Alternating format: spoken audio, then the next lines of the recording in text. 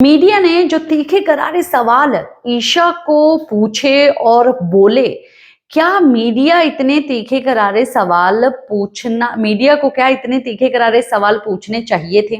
देखिए, मीडिया तो मीडिया है। मीडिया जो है कुछ भी कैसे भी पूछ सकती है।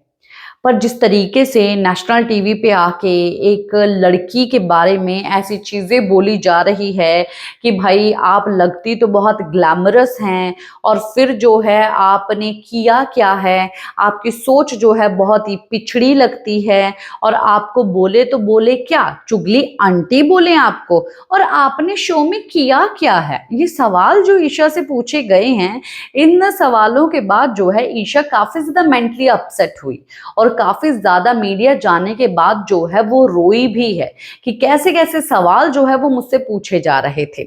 देखिए, कंट्रीब्यूशन अगर देखा जाए तो सबसे पहले जो है ईशा एलिस और अविनाश ने इस घर में सबसे ज्यादा बातें करनी शुरू की।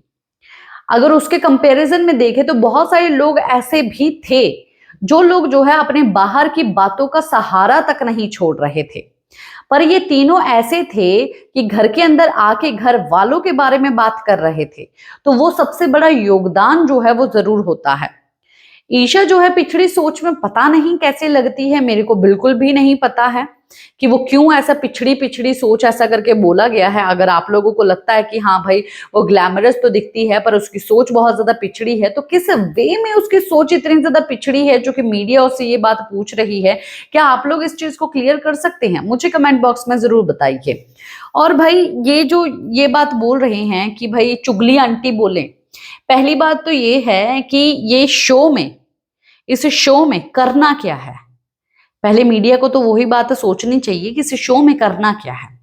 इस शो में आना है, टास्क आएंगे, गेम खेलनी है, जो मुद्दे आएंगे उसके ऊपर आवाज उठानी है, और फिर जो है आप अगर अकेले बैठे हैं तो इसके घर के अंदर जितने भी लोग हैं उनके बारे में आप कैसे भी किसी भी तरीके से जो है आप बात कर सकते हैं।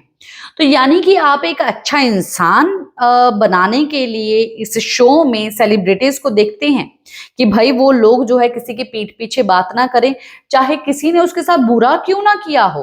पर भाई ईशा जो है या विवियन या करणवीर या कोई भी पीठ पीछे बात नहीं कर सकता है। तो फिर चुगली आंटी, अंकल, दादी, नानी, बच्चा सब लोगों को बोल देना चाहिए जो लोग इस घर में आए हुए हैं।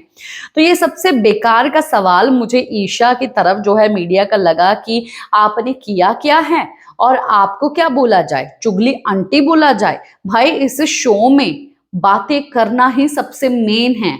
आप धक्का मुक्की करते हो तो निष्कासित हो जाते हो, मारपीट आप कर नहीं सकते हो।